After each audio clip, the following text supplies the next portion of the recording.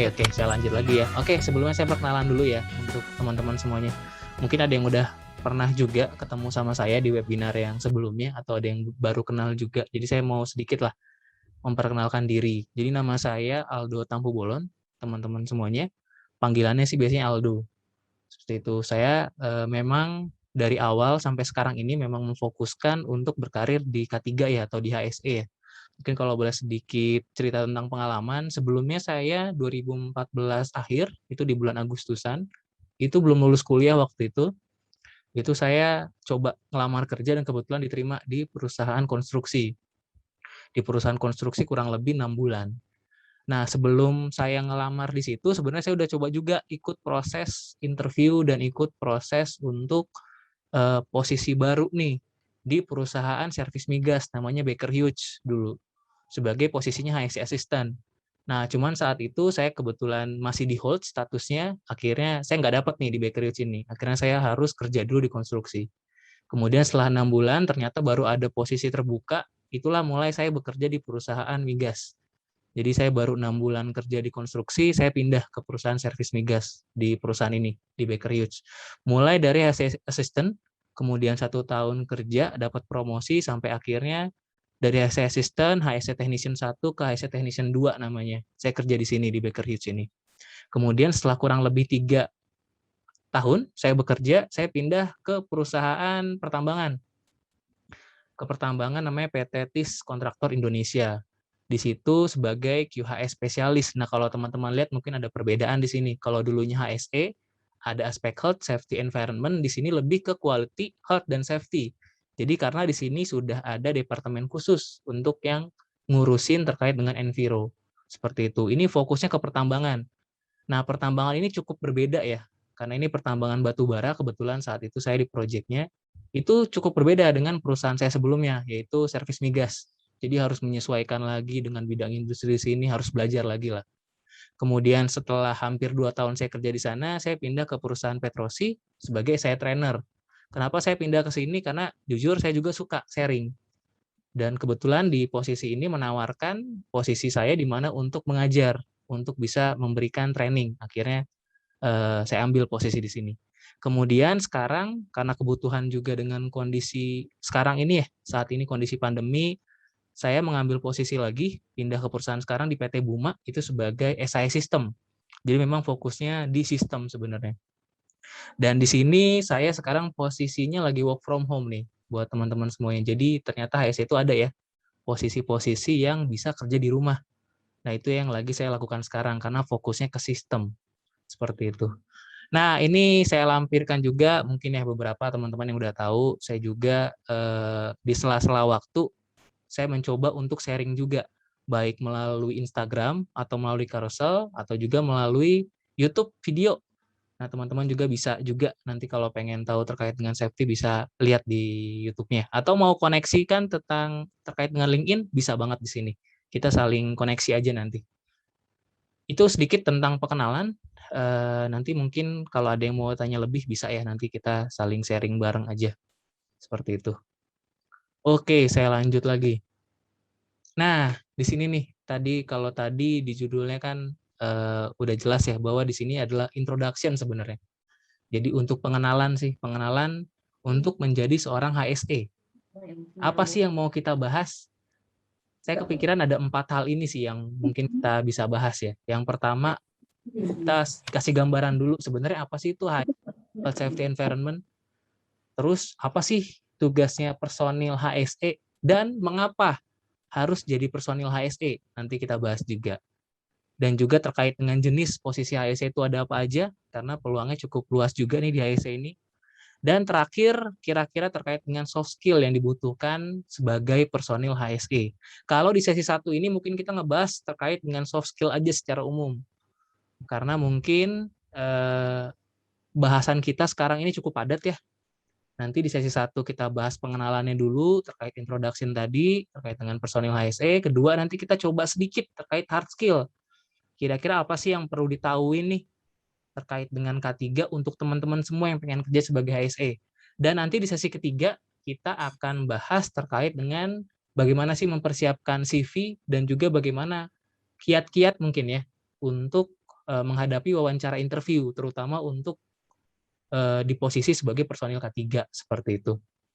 Karena waktu kita ini cukup singkat, jadi materinya agak dipadatkan. Jadi nanti silakan, saya harap kalau ada yang kurang jelas langsung aja ditanyain seperti itu.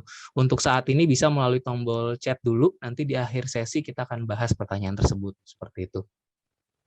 Oke, cuman sebelumnya nih, sebelum kita mulai, saya pengen dulu nih teman-teman untuk isi survei dulu nih. Bisa melalui scan barcode atau bisa ke sini, ke situs ini. Mungkin biar lebih mudah langsung aja saya chat aja ya. Oke, kita lanjut ke pertanyaan berikutnya. Oke, terkait dengan apa sih yang disebut dengan HSE atau K3? Saya rasa teman-teman nih udah sering dengar nih K3L atau HSE itu apa. Dan sebenarnya banyak ya definisi yang menjelaskan terkait dengan K3 itu apa. Tapi di sini ya kita ambil secara praktisnya aja lah definisinya. Bahwa HSE atau K3L ini adalah suatu ilmu, pengetahuan, dan juga merupakan penerapan juga ya. Yang tujuannya untuk apa sih? Untuk mengupayakan, untuk mencegah kecelakaan, kebakaran, peledakan, pencemaran, penyakit akibat kerja, dan lain-lain. Jadi fungsinya sebenarnya HSE atau K3L itu aja. Bahwa ini itu merupakan suatu ilmu, pengetahuan, dan penerapan. Untuk apa? Untuk mencegah yang namanya kecelakaan, kebakaran, peledakan, pencemaran, dan penyakit akibat kerja. Terus kalau ditanya, terus apa dong personil HSE? Ya personil HSE ini adalah profesinya ya. Profesi yang bertugas untuk apa nih? Ya untuk menjalankan upaya-upaya tersebut. Agar tidak terjadi kecelakaan, tidak terjadi pencemaran, tidak terjadi yang namanya penyakit akibat kerja. Jadi kalau ditanya HSE itu apa, itu ilmunya atau penerapannya dalam upaya mencegah kecelakaan. Kalau personil HSE itu merupakan profesi atau orangnya yang bertugas nih untuk menjalankan upaya tadi agar si perusahaan tersebut nggak sampai terjadi yang namanya kecelakaan atau bisa kita minimalisir. Itu sedikit tentang apa yang dimaksud dengan HSE. Nah, di sini lagi kira-kira sering juga nih rekan-rekan kerja nih. Kenapa saya masukin 3 poin ini maksudnya apa sih? Ada 3 diagram gini ya. Jadi maksudnya apa? Jadi untuk menjadi seorang HSE setidaknya kita punya 3 skill ini teman-teman. Pertama terkait dengan pengetahuan di bidang K3-nya, kedua terkait dengan bisnis proses. Bisnis proses itu maksudnya apa sih? Bisnis proses itu maksudnya kalian tahu, kita tahu terkait dengan bagaimana industri kita, perusahaan kita itu bekerja. Prosesnya seperti apa sih? Kalau misalnya kerja di pertambangan, berarti teman-teman tahu bahwa aktivitas dalam industri pertambangan itu mulai dari land clearing, misalnya pengambilan topsoil atau tanah lapisan atas, terus sampai dengan apa lagi? Hauling, terus juga sampai dengan apa lagi? Reklamasi sampai dengan tahap akhir. Teman-teman yang kerja di perusahaan konstruksi, di industri konstruksi, teman-teman harus tahu bisnis prosesnya. Mulai dari land clearing juga, terus pemasangan patok, terus pembuatan pondasi sampai dengan tahapan finishing. Nah, teman-teman harus tahu tuh. Jadi seorang K3 nggak cukup tahu, nggak cukup kalau cuma tahu terkait dengan CSMS, terkait dengan risk management, terkait dengan permit to work yang di K3 ini. Kalau cuma tahu itu aja nggak cukup. Jadi harus tahu juga bisnis proses. Nah, ini kenapa kalau teman-teman sering nanya mungkin, kok bisa ya lulusan lain nih, bukan jurusan K3 atau bukan jurusan SKM, itu kok diterima sebagai personil HSE. Dan itu banyak terjadi. Misalnya lulusan teknik pertambangan, dia malah kerja sebagai HSE di perusahaan pertambangan. Kenapa? Ya nggak salah juga sebenarnya. Karena tadi untuk sebagai seorang HSE diperlukan skill tersebut. Dibutuhkan pemahaman terkait dengan bisnis proses perusahaan tersebut. Dan biasanya perusahaan tuh suka. Jadi suka mempekerjakan orang HSE itu bukan dari background K3 aja, tapi dicampur. Mungkin dari 10 orang personil HSE, saya pengen 8 orang atau 7 orang dari background-nya memang K3, tapi adalah 3 orang dari yang jurusannya sesuai dengan industri kita. Kalau kerjanya di perusahaan konstruksi, berarti saya pengen nih background pendidikan orang HSE-nya dari teknik sipil. Ya ada juga, karena memang kebutuhannya seperti itu ya. Dan ini jangan dijadikan excuse juga untuk kita nih yang lulusan SKM, lulusan K3 untuk kalah bersaing ya, untuk nggak mau meningkatkan kualitas ya sama teman-teman yang dari teknik misalnya. Karena kita juga wajib untuk mempelajari hal tersebut. Jadi lulus kuliah itu nggak menjamin kita tuh udah siap 100%, nggak. PR-nya masih banyak. Kita masih perlu banget nih untuk belajar bisnis prosesnya. Saya kerja di konstruksi, otomatis awal karir itu harus belajar bisnis proses konstruksi. Pas pindah ke migas, ya otomatis berubah lagi, belajar lagi bisnis proses terkait migas. Sekarang pindah lagi ke perusahaan pertambangan, ya harus belajar lagi bisnis pertambangan. Dan itu sangat beda banget. Jadi personil HSE ini dituntut untuk mau selalu belajar, nggak selalu puas seperti itu. Itu terkait dengan dua skill yang harus kita miliki nih, dua pengetahuan. Berikutnya lagi yang nggak kalah penting adalah soft skill. Soft skill ini apa? Nanti sebenarnya di slide berikutnya akan kita bahas lebih detail ya. Ini juga penting. Seorang HSE itu agak berbeda sama seorang programmer IT misalnya, yang kerjanya di depan komputer, nggak perlu ada skill-skill komunikasi, skill public speaking, itu nggak perlu mungkin kalau mereka. Ya perlu tapi dikit aja. Tapi kalau personil HSE, itu bisa dikatakan bahwa intinya adalah memang komunikasi.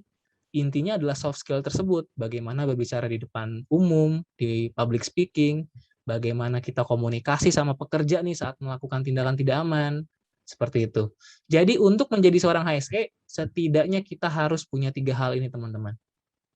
Di sesi ini, kita akan bahas pengenalan tadi, sama kita akan bahas sedikit terkait dengan soft skill apa sih yang wajib dimiliki.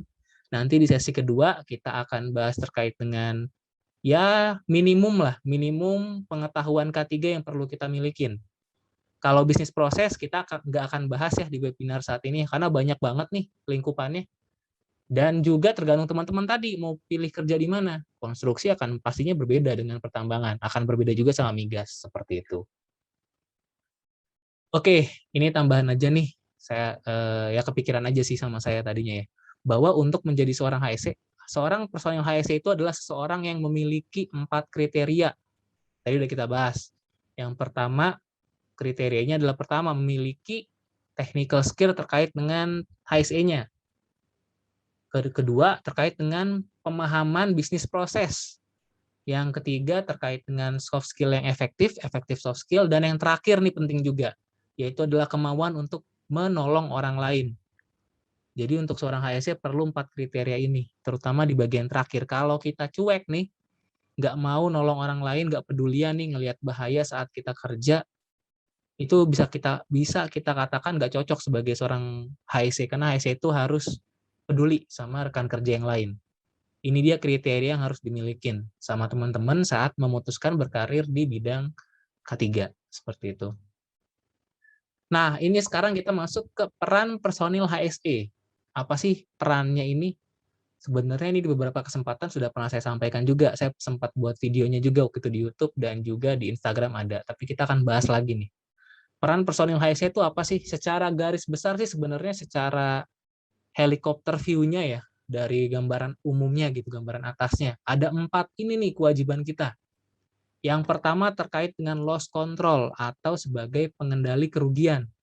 Seperti yang kita tahu teman-teman, tadi kan tujuan kita personil HSE tugasnya adalah melakukan upaya untuk mencegah terjadinya kecelakaan. Kenapa kecelakaan itu dicegah? Karena akan menimbulkan kerugian yang namanya kecelakaan tersebut. Baik kerugian terhadap biaya, terhadap moral, dan lain-lain. Seperti itu. Maka kita di sini fungsinya adalah mencegah kerugian tersebut. Bagaimana caranya untuk mencegah kerugian ini nih, agar perusahaan kita nggak sampai rugi? Ini peran kita yang pertama. Bagaimana caranya itu ada banyak banget ya teknisnya. Secara garis besar adalah dengan caranya adalah kita mampu untuk mengidentifikasi bahaya agar bahaya tersebut nggak sampai terjadi namanya kecelakaan.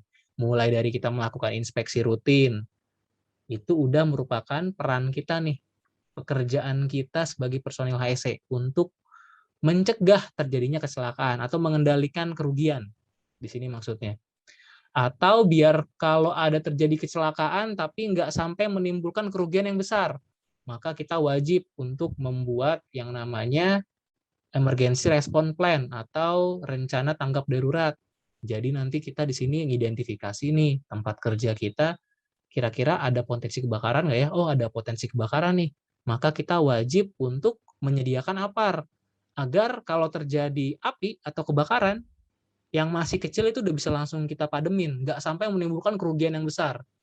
Oh, artinya kita nanti melakukan identifikasi, kita mengadakan persediaan APAR atau juga fire alarm dan lain-lain. Seperti itu langkah-langkahnya. Itu untuk apa tadi? Untuk mencegah yang namanya kerugian. Nah, ini peran kita yang pertama sebagai pencegah kerugian sebagai personal liability. Kemudian yang kedua, sebagai apa sih? Kita sebagai compliance agent. Maksudnya apa nih compliance agent itu? Jadi teman-teman refresh sedikit lagi, mungkin teman-teman udah pada tahu juga bahwa kenapa sih perusahaan tuh wajib menjalankan yang namanya K3? Pernah dengar nggak nih? Kenapa perusahaan wajib menjalankan yang namanya K3? Ada 3 hal yang sebenarnya 3 aspek kenapa perusahaan itu wajib menjalankan K3. Yang pertama terkait dengan aspek moral. Kedua ada aspek finansial. Dan yang ketiga adalah terkait dengan aspek legal. Nah, ini masuk ke aspek legal. Kalau aspek moral itu maksudnya apa? Jadi aspek moral adalah kenapa perusahaan wajib menjalankan K3? Karena perusahaan harus punya nilai moral tadi. Artinya nggak mau pekerjanya itu berangkat kerja badannya utuh, tapi pulang kerja tahu-tahunya tangannya buntung. Nah, kalau tega tuh mereka berarti mereka nggak punya moralnya, dipertanyakan tuh. Jadi kenapa perusahaan wajib menjalankan K3? Karena tadi ada aspek moral di situ. Kita nggak mau rekan kerja kita, pekerja kita celaka. Itu yang pertama. Yang kedua aspek finansial. Aspek finansial teman-teman pasti udah tahu bahwa yang namanya kecelakaan tadi menimbulkan kerugian. Dan kerugian itu nggak sedikit. Kalau kita tahu dulu ada teori gunung es ya, yang terlihat sama yang tidak terlihat. Kalau ada kecelakaan, yang kelihatannya sih kecil, mungkin berapa juta aja misalnya. Misalnya nih, teman-teman ada pekerjaan, terus ada pekerja yang mengalami kecelakaan, tangannya buntung misalnya. Tangannya buntung satu misalnya. Terus kerugiannya apa sih? Yang terlihat mungkin ya kerugiannya santunan ya, biaya berobatan, biaya ke rumah sakit, biaya evakuasi ke rumah sakit tersebut. Ketiga, biaya santunan ke pekerjanya. Itu kan yang terlihat tuh. Mungkin sama perusahaan yang kecil aja lah itu. Paling berapa puluh juta dibanding keuntungan nggak seberapa. Padahal di belakang itu tuh masih banyak banget kerugian yang nggak kelihatan. Misalnya apa nih? Misalnya karena kecelakaan tersebut otomatis wajib dilakukan investigasi. Karena wajib dicek kan, kira-kira penyebabnya apa. Karena proses investigasi yang harusnya tuh bisnis prosesnya berjalan, tapi harus di stop dulu karena perlu diinvestigasi, harus dipasang bariket dulu nih. Yang tadinya menggunakan alat berat, yang biaya kosnya itu sewanya mahal, tapi karena ada investigasi harus di stop dulu, otomatis perusahaan nggak bisa berproduksi. Karena nggak bisa berproduksi, yang harusnya per jam itu dapetin duit berapa ratus dolar, tapi karena ada kejadian tersebut, jadinya harus berhenti produksi dan nggak dapat tuh keuntungan tadi. Itu maka akan merugikan tuh. Itu masuk ke kerugian yang tidak terlihat. Kemudian lagi karena tadi ada kecelakaan, terus pas saat tender, ngajuin tender nih buat dapat kontrak baru, si kliennya nggak mau. Oh, si PTA nih, PTA kemarin habis kecelakaan, tangannya ada buntung, saya nggak mau kerja sama dia, karena safety-nya performanya jelek. Akhirnya apa? Nggak dapat kontrak baru lagi. Jadi aspek finansial itu luas banget.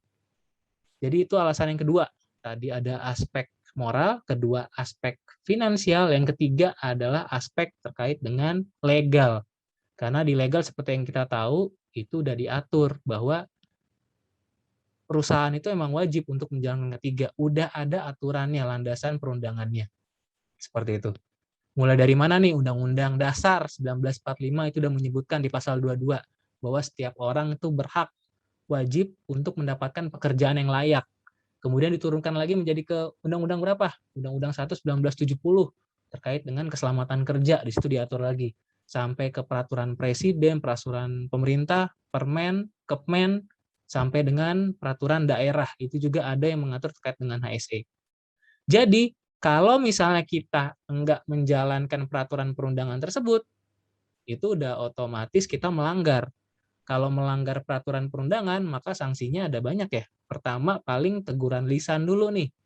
Dari teguran lisan kita tetap belum menjalankan, bisa ke sanksi tertulis nih, sampai dengan pencopotan usaha kita. Jadi seperti itu. Nah, di tugas yang kedua ini maksudnya itu, kita berperan untuk memastikan perusahaan kita itu udah menjalankan perusahaan itu udah sesuai dengan peraturan perundangan. Jangan sampai kita nggak comply sama peraturan perundangan. Itu tugas kita yang kedua. Caranya gimana? Berarti otomatis kita sebagai personil HSE wajib nih, kita nih harus punya wawasan juga terkait peraturan perundangan. Biasanya secara prakteknya kita bisa bikin list register terkait peraturan perundangan apa aja sih yang diperlukan nih yang terkait sama perusahaan kita. Nanti kita cek di situ apakah kita sudah comply atau belum. Kalau belum comply, maka kita wajib mengajukan ke manajemen agar dilakukan, dipenuhi. Seperti itu. Itu tugas yang kedua peran kita. Peran yang ketiga, kita harus bisa memberikan advisory.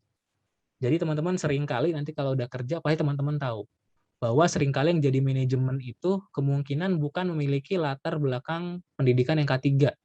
Jadi mungkin mereka masih awam juga terkait dengan teknis K3-nya.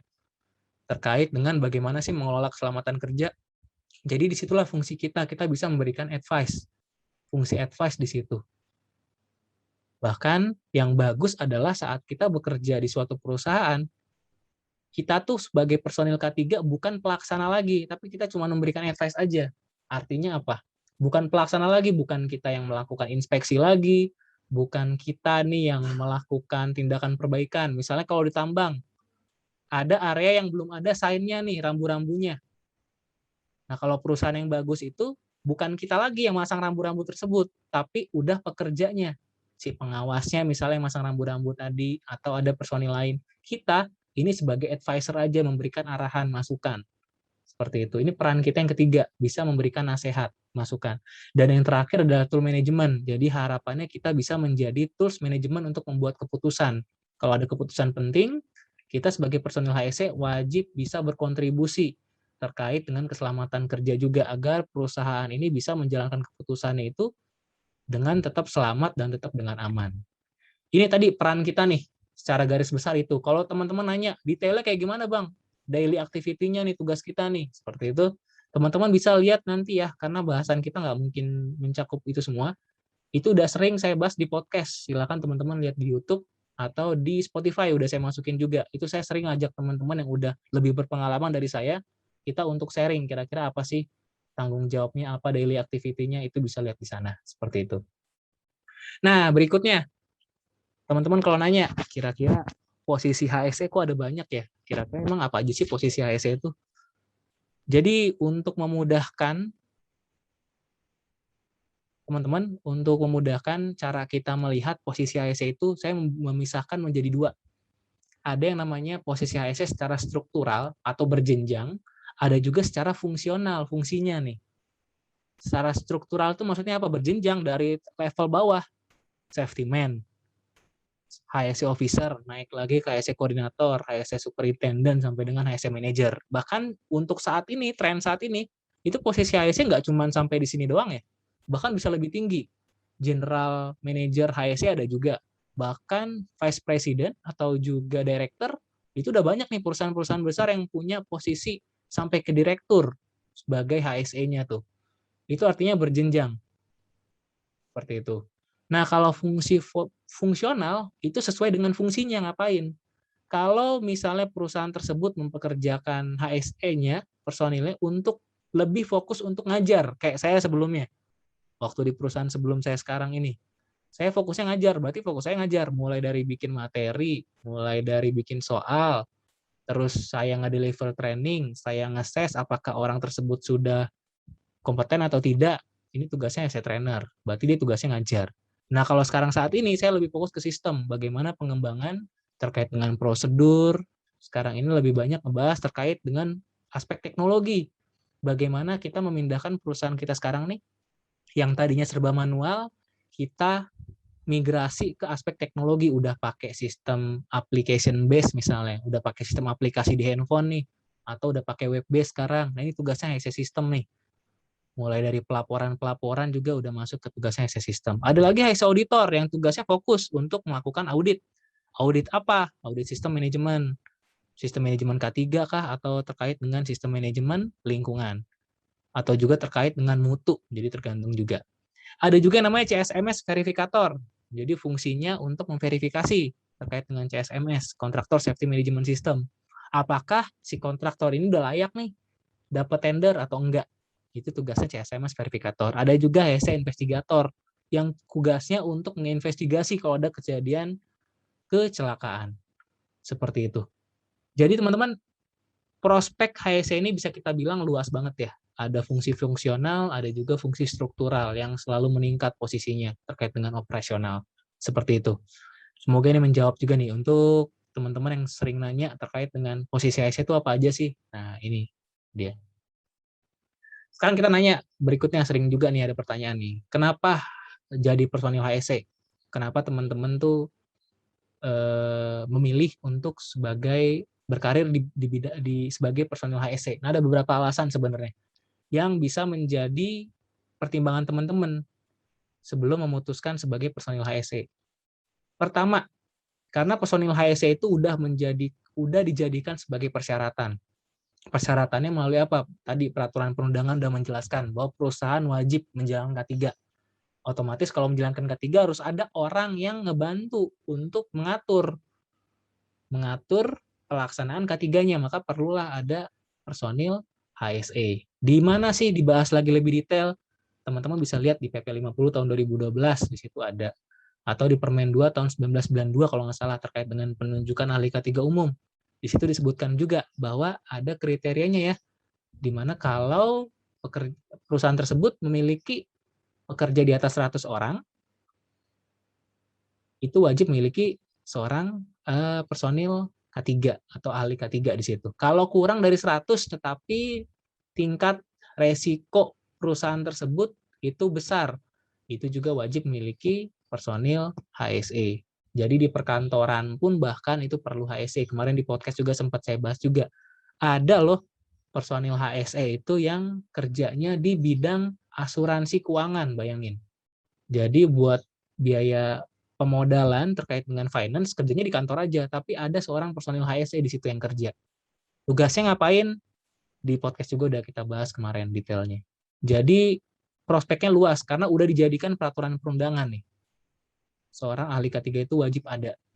Kedua, karena tadi kalau perusahaan mau mendapatkan sertifikasi ISO 45001, ISO 14001, 9001 untuk ngurusinnya itu, ya perlu juga personil HSE tadi untuk mengelola tadi, untuk mendapatkan sertifikasi. Dan yang ketiga, kebutuhan untuk mendapatkan project atau tender.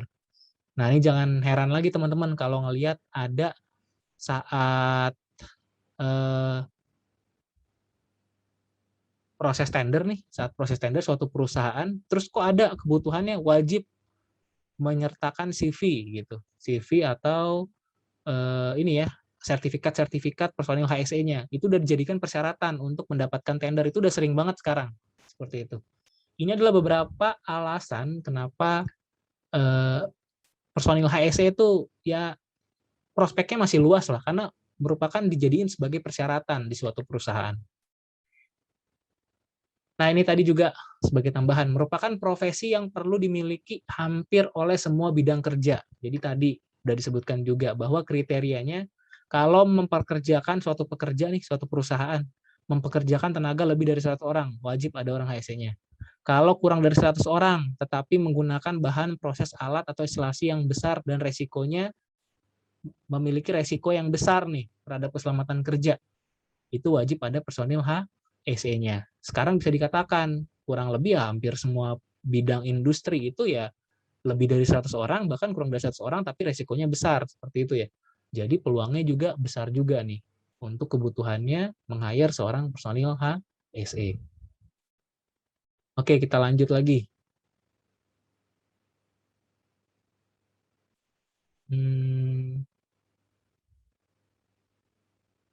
Oke, berikutnya ini.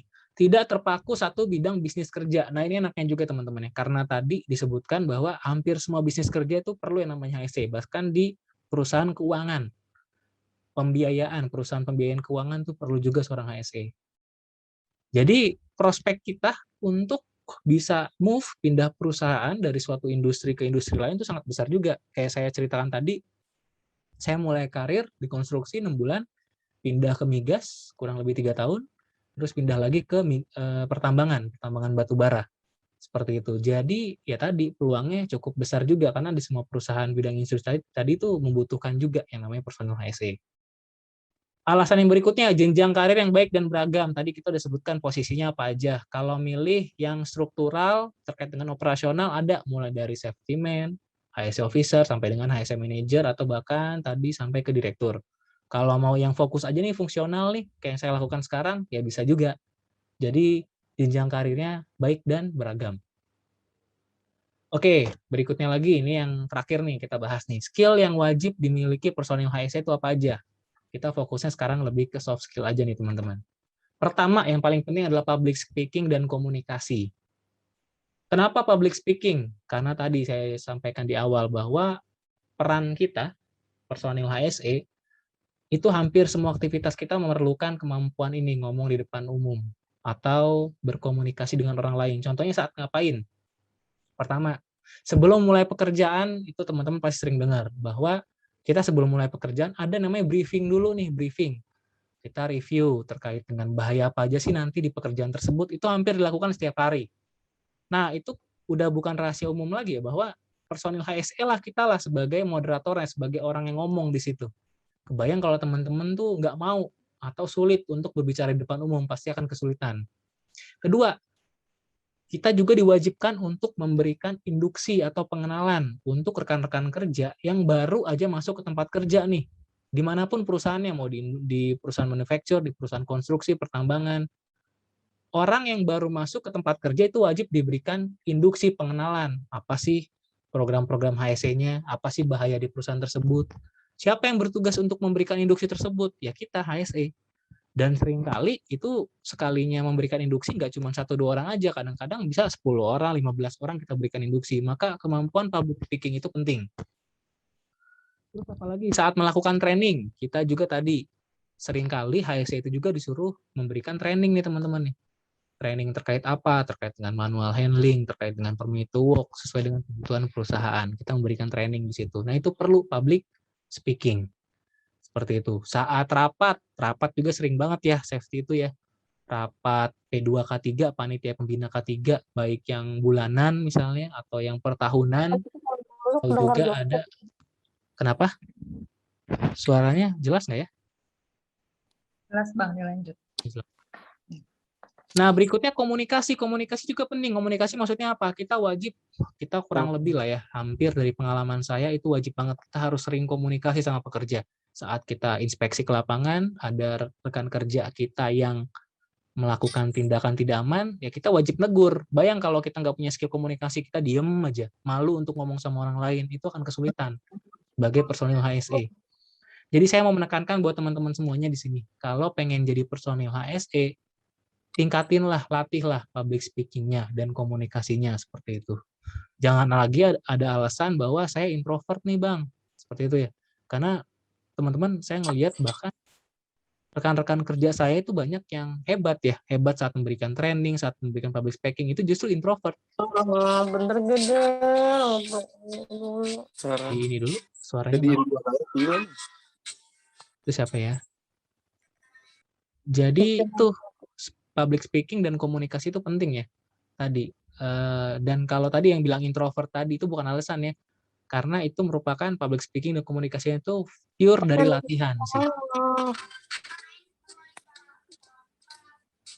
Oke. Ini mohon maaf suaranya agak ini agak di off-kan dulu aja untuk mic-nya.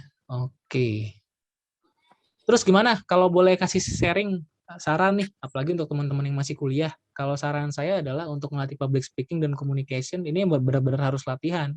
Caranya apa? Ikutlah organisasi. Menurut saya itu penting banget sih. Organisasi di perkuliahan itu akan melatih kita bagaimana berpikir yang baik, bagaimana kita menyampaikan pendapat, ngomong. Jadi itu merupakan salah satu wadah untuk melatih. Yang kedua, terkait dengan skill analytical. Teman-teman tadi kita udah bahas bahwa yang namanya personil HSE itu wajib untuk tadi ya, untuk mencegah yang namanya kecelakaan. Dan untuk mencegah namanya kecelakaan, kita wajib yang namanya identifikasi bahaya. Karena bahaya adalah penyebab dari kecelakaan. Nanti di sesi kedua akan kita bahas. Nah, kalau kita nggak bisa mengidentifikasi bahaya, nggak bisa menganalisa nih. itu akan kesulitan. Akan kesulitan untuk menganalisa bahaya namanya, dan itu akan sulit untuk melakukan pekerjaan. Karena fungsi kita itu, kita harus peka. Saat kita ke lapangan, kita ngelihat, oh ada kabel terkelupas nih, berpotensi untuk apa? Terjadi kecelakaannya adalah kesetrum. Kita harus peka terhadap kondisi bahaya di sekitar kita. Maka kita perlu nih memiliki skill analitik yang bagus. Bahkan tugas kita ini akan semakin dilatih saat kita melakukan investigasi. Terjadi kecelakaan, kita wajib melakukan investigasi. Kalau kita nggak punya skill untuk kepo, untuk penasaran, untuk menganalisa dengan baik, itu juga akan kesulitan juga. Jadi ini skill yang penting nih untuk seorang HSE. Jadi mulailah latih-latih. Cara latihnya gimana sih? Ya mulai dengan menambah wawasan ya, mulai dari teman-teman baca berita misalnya seperti itu. Terus juga tadi organisasi itu penting banget untuk saat ada kita problem isu kita solve bareng-bareng. Terus kita ya banyak lah taktik-taktik yang bisa kita latih. Bahkan ada juga aplikasi-aplikasi teknologi sekarang, game-game itu untuk melatih analisa kita. Ini juga skill yang penting menurut saya. Berikutnya adalah komputer. Ini komputer penting banget juga teman-teman. Jadi selain kita tadi orang yang bertugas di lapangan tadi, kemampuan komunikasi, terus kemampuan analisa, ini juga penting banget komputer tadi, karena kita juga seringkali disuruh buat laporan, disuruh buat statistik terkait dengan suatu tren ya, tren kecelakaan, tren terkait dengan pelaporan bahaya. Jadi itu kita setidaknya minimal tahu lah Word itu gimana, Excel itu gimana. Jujur saya juga ada penyesalan karena saya baru-baru belajar ya, baru-baru ini aja nih terkait dengan Excel, tools-tools ini. Seharusnya kalau saya tahu lebih awal dari kuliah nih saya udah mulai familiarisasi dengan tools-tools komputer ini. Bahkan bukan cuma Word, Excel, atau PowerPoint aja menurut saya yang penting. Tapi juga terkait dengan seperti penggunaan Canva nih. Ini Canva membantu banget sih menurut saya. Penggunaannya untuk apa nih? Contohnya karena kita personil HSE wajib memberikan kampanye K3, campaign. Nah, cara membuat poster yang baik ini udah dibantu banget nih sama yang namanya Canva ini nih. Jadi saran saya cobalah teman-teman pelajarin, coba-coba familiarisasiin. Jadi nanti saat ada kebutuhan saat kerja untuk membuat campaign yang bagus, poster, flyer yang bagus, kita bisa seperti itu.